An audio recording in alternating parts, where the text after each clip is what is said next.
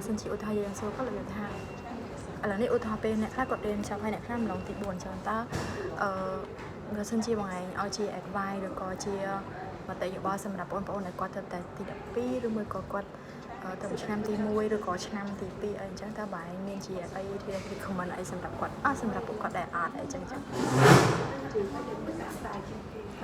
ហើយរឿងអីដែលបងគិតថាបើម្លងពេលហ្នឹងបងដឹងមុន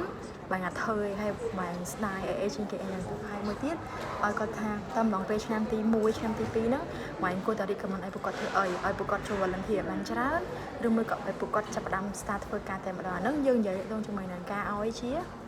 មតិយោបល់យើងអត់តម្រូវទូទៅទេដោយសារអ្នកខ្លះគាត់មាន background ផ្សេងគ្នាអ្នកខ្លះគាត់មានធនធានស្រាប់អញ្ចឹងគាត់មករៀនសុទ្ធតែអ្នកខ្លះទៀតគាត់អត់មានធនធានអញ្ចឹងគាត់ត្រូវធ្វើការមករៀនផងអញ្ចឹងតើបងមានអីជា overall advice អត់អីចឹងហើយមួយទៀតថាអំឡុងពេលដែលយើងរៀននៅសាកលវិទ្យាល័យហ្នឹងពេលតើយើងគួរតាត្រៀមចាប់ដើមណាដើម្បីដោយសារតែវាមានបញ្ហាច្រើនអីចឹងទៅអានោះយើងអាចឲ្យជាវិធី generate បានទៅទៅមើលនឹងសំណួរ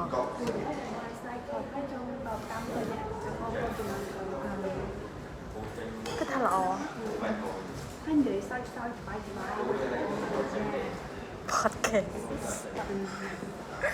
រាប់អានពួកម៉ាក់យើងហើយពួកម៉ាក់យើង